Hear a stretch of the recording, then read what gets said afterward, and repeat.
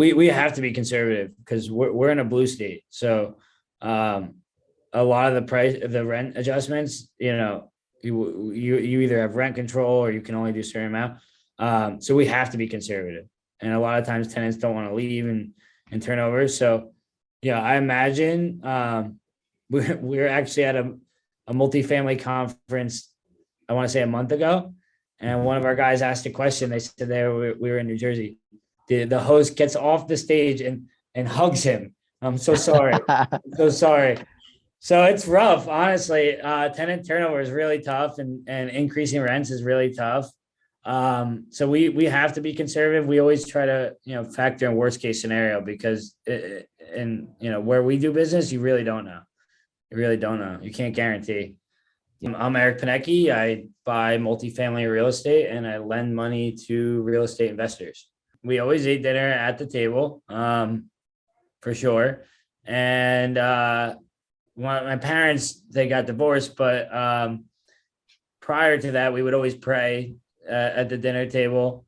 And I do remember that. And I remember, always, my mom always made us sit down at the table. There was no like watching TV or anything like that. Phones weren't a thing. So it was, it was like, I guess, quality time. But we always sat down at the table. We would always pray before. It was like a 2-second thing. And then that was it. Cool. Did you have any like entrepreneurial influences growing up at all? Or was this something that you kind of just picked up, on your own? Yeah, no, I definitely did not. My dad is he sells software now to pharmaceutical companies, but he was always very conservative. He had to pay his way through college and pay my mom's way through college. Both of his parents passed away when he was really young. So he supported himself. So he was a penny pincher always, shut off the lights, turn down the AC, that kind of thing. So no, both of my parents are pretty conservative. And I'm not sure if that's, maybe I just went the opposite direction. I was like, I don't want to, do that. Yeah, you had the rebel in you, right? Go against the stream.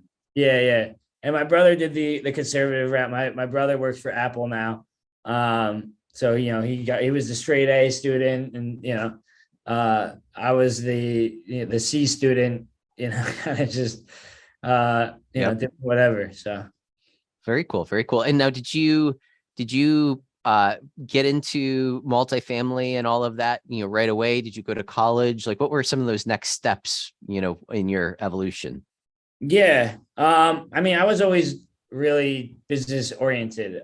Even at a young age, I'm going to start a business, whatever it's going to be. And I did a bunch of like little things. I used to sell concert tickets, and then I would sell, stuff on eBay. And then I had a snow shoveling business. And then in college, we had a party cleanup business where I would have all the pledges of my fraternity clean up. It's kind of like slave labor, honestly. But they would go clean up after parties, and we would like $500 a party, and we would do like 6 or 7 parties a weekend, and we were making like pretty good money. So I did all of those things, the entrepreneurial, and I'm not sure why that was just in me. I just always kind of knew how to make money. So my parents always wanted me to get a job, and I was always like, well, why? And they're like, well, you need money. And I was like, well, I can make money. And like, you got to get a job. So I was always like not wanting to get the job, but I was making money. So it was like a battle. It was like, well, you need a job. I was like, well, I'm making money. It doesn't matter. I remember once I used to buy concert tickets when they would get like launched, and then I would sell them a couple days before the concert. And I ended up losing like 10 grand, which in high school was a ton of money. I lost 10 grand. I just forgot about the tickets. I missed the day. There's like a Red Hot Chili Peppers concert somewhere random. And I just got stuck holding, like, lost 10 grand. I was like, all right, I'm never going to make that mistake again, Yeah. So I went to college in West Virginia for economics. And then as soon as I left there, I was, I had an online Shopify store. I was selling sports equipment, and I did that for a little while. And then for me, the way I got into I think a lot of people, the way they do it is, I'm like looking up how to become financially free, right, on Google, and like then Bigger Pockets pops up, right, and that's the first thing you see is like, oh well, you buy real estate, and then you buy a multifamily, you get your mortgage paid for, and that kind of thing. So I was like, all right, I think I want to go into real estate. Seems like a good avenue. And then I applied for a hard money lender, and had no experience, and I was totally underqualified. It was like a pretty good job actually. Um, and they're So like, you're actually, you were working as a hard money lender for a company? Is that what you're yeah, I saying? was working for a company, and Okay. yeah, I got the job there, but literally because they didn't give me the job, and then I just showed up the next day. I was like, give me a shot, like just give me a shot. I'll prove it. So I worked there for about 6-7 months. Then I bought a 2-family house. And then I met my partner David, and we got into wholesaling and multifamily. And then I quit the job, and then we started our fund. And we started raising money and loaning out money. So the rest is history from there. Yeah, love it, love it. When you made that I guess the leap, right? You, like you said, you could always make money, but I think there's a kind of a mental shift between um there's the people that think, okay, I need a job to make money. Then there's people like you that can see an arbitrage opportunity and make money that way. And then there's almost like a mental shift where you have to go into this money raising type mindset, right? Yeah. What were some of the challenges that you personally found getting into that way of, I guess, selling, right? I mean, you're still selling that opportunity. But what were some of those challenges that you feel were some of those things that you had to get over personally? Yeah. I'm not a natural born salesperson, actually. Everybody at my company thinks I'm good at sales, but I don't really enjoy sales. I more like to solve people's problem, I think. Um, and that in itself is kind of sales, if you can figure out a way that's gonna, benefit them and also benefit you, right?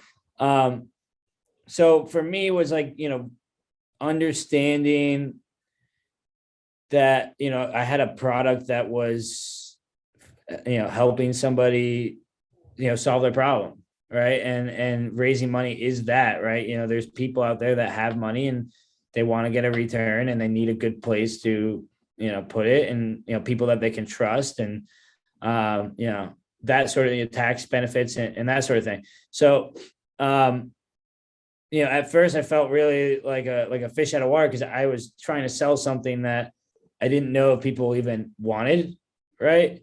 So that was a big shift for me. But then once I realized what it is and what we have, and the pros and cons, and that sort of thing, it got a lot easier. So I think just really understanding the product was like, or actually viewing it as a product in itself, because it's like, oh, I'm not going out raising money. Well, what is that, right? You're providing a service, which is, allocating people's money to get a good, safe return, or whatever, whatever have you. So for me, I think that was the hardest part, which is really, whatever I sell, I have to believe in. So, once I put my own money in the fund, and I was getting a return, and then it became a lot easier to see, like, okay, I understand why this is a good thing, and why this would be beneficial to certain people, Yeah. right? Yeah. You guys went down the path of creating a fund. Why did you go down that path rather than potentially becoming an owner operator, or maybe you're kind of doing both? Yeah, So I guess explain the mindset or the reason why you decided to create the fund in the sure. first place. Yeah, so we do both. We have debt and equity. So, the goal is to be private equity shop. And I guess, on a very small scale, we are that right now. My business partner, Dave, comes from private equity, and they always have both. They have a debt platform, and they have an equity platform. And it's kind of like a hedge against each other, right? When equities are really great, usually debt isn't, the returns on debt aren't as good. And when debt's really great, usually equities, kind of struggling. And so my background was always in debt, and David's background was in equities. So we still, we raise money on a one-off basis for deals, multifamily deals. So, you definitely don't need a fund for that. And Mhm. we're not at a scale where a fund really makes sense. But on the debt side, basically we fund loans and we sell them off. So you're consistently turning over capital. The quicker you can turn over the capital, the better. So you can't really raise money on a deal by deal basis. You actually need the fund. And we did do the deal by deal basis thing for some loans, and it was a nightmare. Nightmare. Yeah. Yeah. You know, Yeah. you're making capital calls, you're returning people's money wires. It was so that's the reason. So we have the fund for the debt business, for the lending business, and but for the equity side, for the multifamily, the acquisition side, we still raise money on a one-off basis. I see. I see. Got it. So basically the fund is there to float the money, I guess you can say, until you can sell off the mortgage to another Right. company, and then you just repay Another the investor. fund and, dividends or whatever. So, Yeah. Yeah. yeah, that makes perfect sense. What are you seeing in the market today? Obviously, every month it seems like things get a little bit different, a little bit more tricky. What are some of your thoughts on the market today as opposed to what it was, maybe even 3 months ago, 4 months ago, right? I mean, Yeah. things are quite a bit different today than what they were a short time ago. Yeah. So I mean, we deal with a lot of 1 to 4 family, and we deal with a lot of multifamily. And you expect the rates to really drastically impact values, but we haven't seen it yet, really.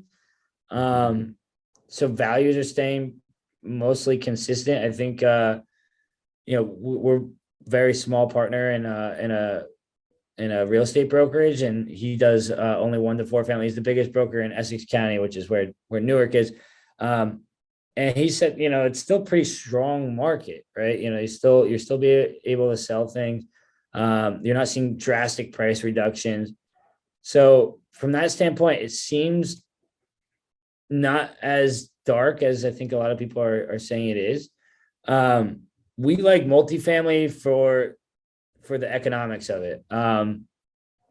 There's still a massive housing shortage across the country. So Yeah. even with rates increasing, it definitely affects affordability, but people need a place to live. So, if they're not going to be buying houses, they're probably going to be renting. And so that'll create more demand for rental units, and which should drive rents up, right? So you're going to see strong rent growth. But on the flip side, our investors who buy our mortgage loans, they don't love multifamily because they're lenders. They don't want to hold properties, right? Mhm. So I feel like multifamily is a way safer investment, because worst case scenario, if the loan defaults or whatever, you have more, you have tenants in place that can, cover the debt service and the taxes and the insurance. So, but most of these lenders really only want to lend, higher LTVs on the 1 to 4 family stuff, because it's more liquid in the market. If they do get stuck holding, they can sell it quicker. Yeah. So it's a little all over the place. You know, from the people I spoke to, everybody's saying, multifamily and industrial is the safest right now. So if you're going to get into anything, if you're going to dump your cash anywhere, to put it into multifamily, put it into industrial. I think lenders are really trying to skew more towards the 1 to 4 family, just in case something happens, they'll be able to liquidate quickly. But we haven't seen, I definitely, like, you're not getting bidding wars for these properties, but we haven't seen massive price drops either. So Mhm. I don't know. It's really hard to say. It's like, I think everybody's in this holding stage, kind Yeah. of Yeah. waiting to see what's going to happen. I don't know what I'm curious to hear your opinion. Yeah, no, so I mean, we have some larger projects that interest rates changed. We're actually under contract for some, and as interest rates were changing, it basically made the deal not make sense anymore. So, we had to do some renegotiation on some of those projects, just because again, the economics changed so much that it just didn't make any sense anymore. So, other than that, I mean, I agree. I think people are still selling things. We're still seeing, relatively strong situations where, I don't want to say there's bidding wars, but there's in the larger spaces, you normally will have a buyer's interview, right? So the seller will set up a buyer interview, and we just did one maybe 2 weeks ago or so, and there's six groups that put in an offer, and I guess this is one thing that we have seen. All the offers are all sort of, seeming to be right in line with one another, where it's, the sellers are basically looking, obviously everybody wants to make sure that you're going to close, right? But maybe now more so than ever, it seems like, all the offers are coming in pretty well even keel. Whereas, 6 months ago, you might have this guy that's like, way up here, he's throwing, $2 million in hard day one. And, so I'd say, from that perspective, it seems like everything's kind of come down to, be about the same thing. And then it's just a matter of, are you, what's your comfort level with the assurity to close, with each group. So I would say that that's probably something that we've seen, but yeah, I mean, I agree. People are still putting things up for sale, and they still seem to be getting what it is that they're asking for. So, they might not be getting these big surprises where like, shit, I would have never thought that somebody would have, offered me $2 million more for that property than what it was before. But, it's still a market where you can offload things, which is good. So, what are, if someone wanted to get involved, like you said, how you found multifamily, property and real estate investments, talk a little bit about that path that you use to get into this program. You mentioned bigger pockets. Obviously, I think that's probably something that pretty well everybody stumbles across, but yeah, what were some of those steps that you used to be able to start getting involved in this industry? I mean, I'm kind of like a get my hands dirty kind of guy. So I'm not really sure. I definitely, was reading books and listening to podcasts. I know I was. What specifically at the time, I'm not totally sure. But well, I was working as a loan officer for a hard money lender, so I was seeing deals consistently on a day-to-day basis, right? And the underwriters there were pretty harsh. So if you submitted a deal that wasn't a deal, right, you get torn apart. So Yeah. pretty quickly learned, like, I need to understand what makes a deal a deal. Mhm. And I think learning the finance side of things is such an advantage, because if you can understand the numbers day one, at the end of the day, it's a hard asset, but it's a lot numbers, right? Yeah. So I think, that was a huge advantage, just, be able to underwrite deals on the financing side of things. And then, a deal came across my table, totally wasn't qualified to do. It was like an $800,000 two-family in Montclair, New Jersey, which, if you don't know, it's like really nice area, probably one of the nicest areas in New Jersey. And so I had that. I was, I had like, I don't know, 15 grand in my bank account. My mortgage payment was like 8 grand a month. So I'm like, I'm gonna figure this out, right? So, yeah. So I mean, that was a huge learning experience, and then came out of that one unscathed. I think I made like 3 grand at the end of the day after 6 months of just hard work, staying there till 2 a.m. every morning, every night, and then going to work in the morning. So I'm definitely not afraid of taking risk, but I would say that was pretty risky. So yeah, and then one thing led to another, and having great mentors and people, not being afraid to ask questions and ask for help.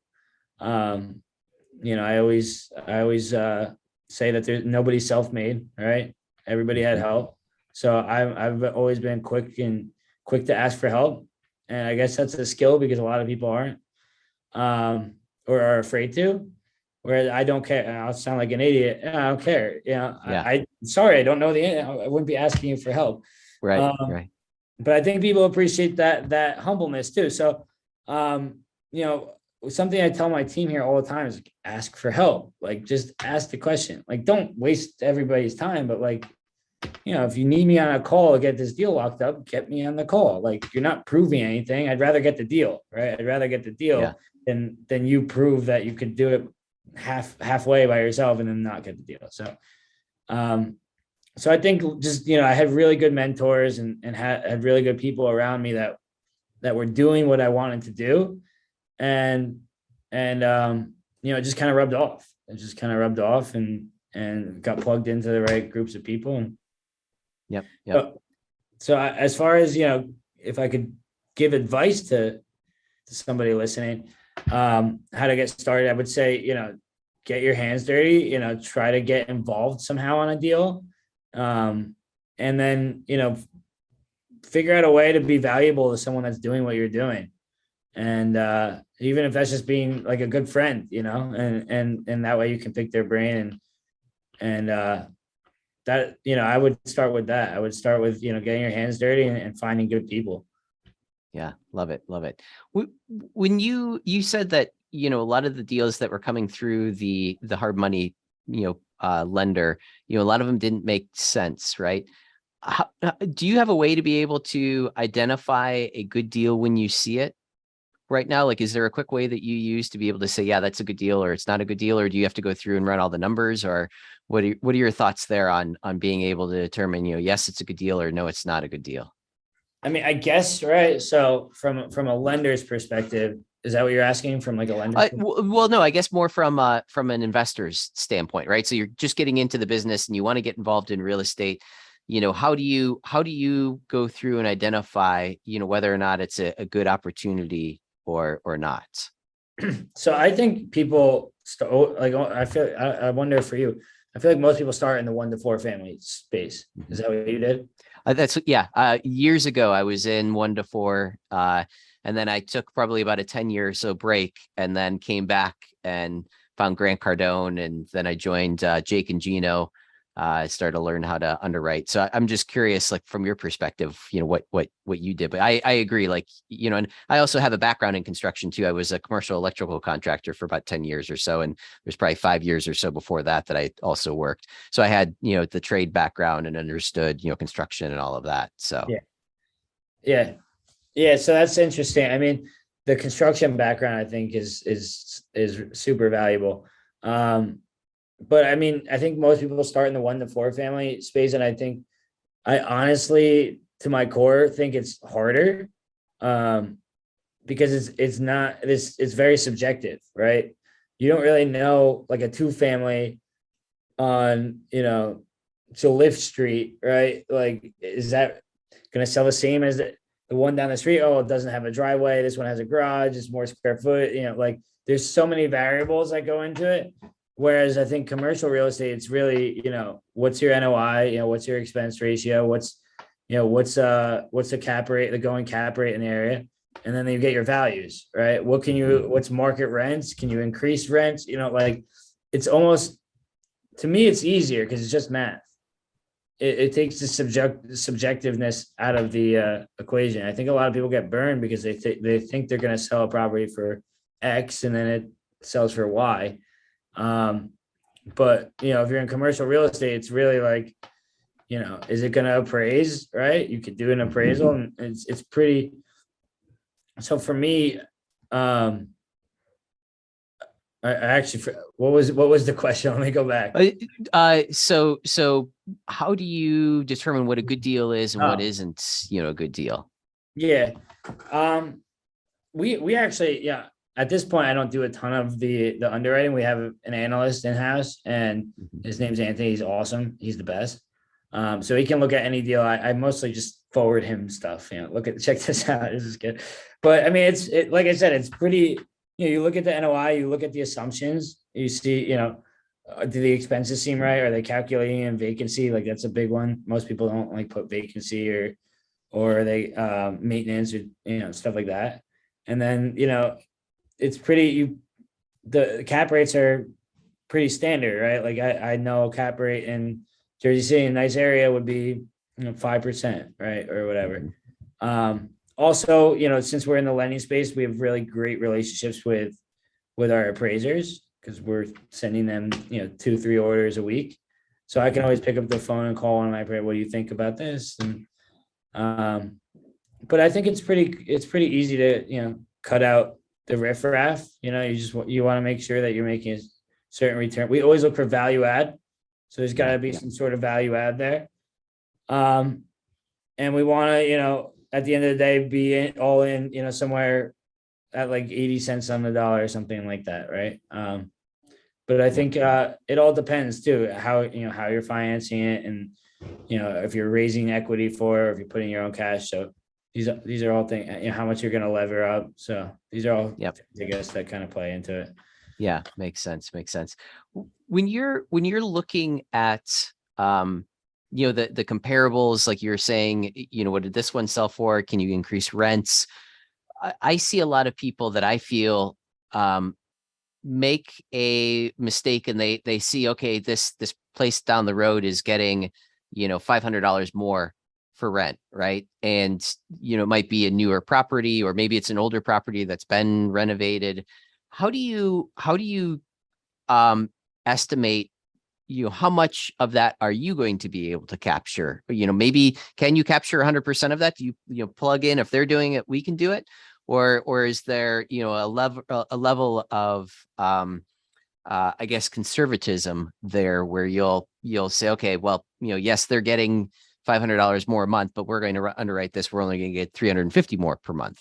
Yeah, we have to be conservative because we're in a blue state. So a lot of the rent adjustments, you either have rent control or you can only do a certain amount. So we have to be conservative.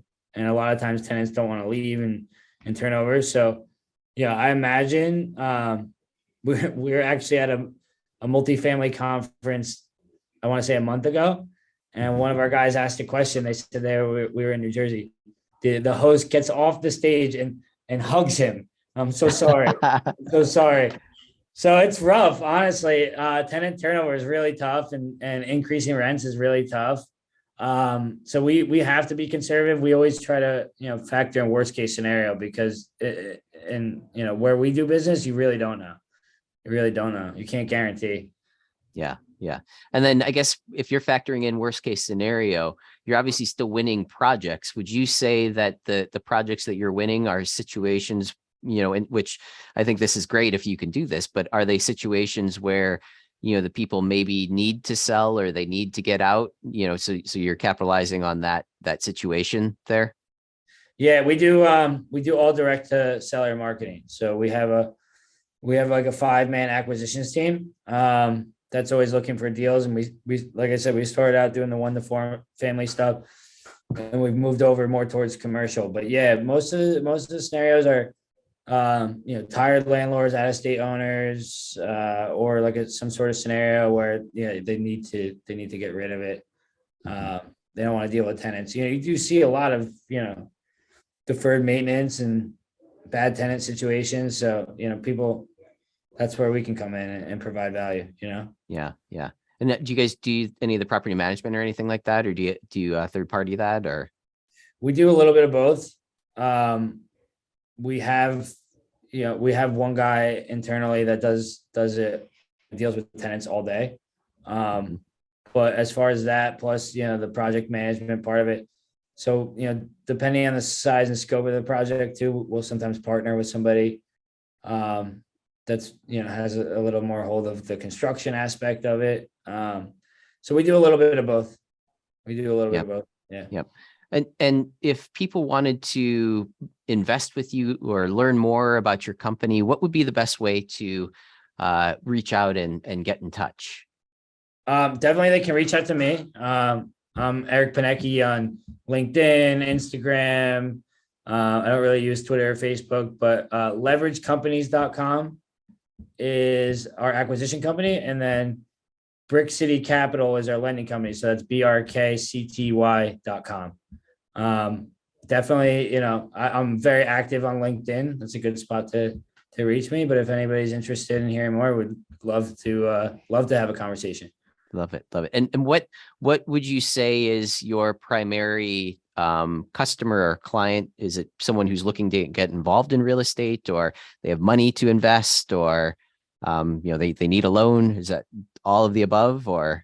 Yeah. So on the lending side, we really only work with experienced investors. We do one to $20 million is our loan amount. It's almost all multifamily or ground up construction, new developments. So anyone experienced, we're very active on the bridge side. We have, high, aggressive LTVs. Our interest rates are good. So, and we're experienced. We know what we're doing, which I think is huge.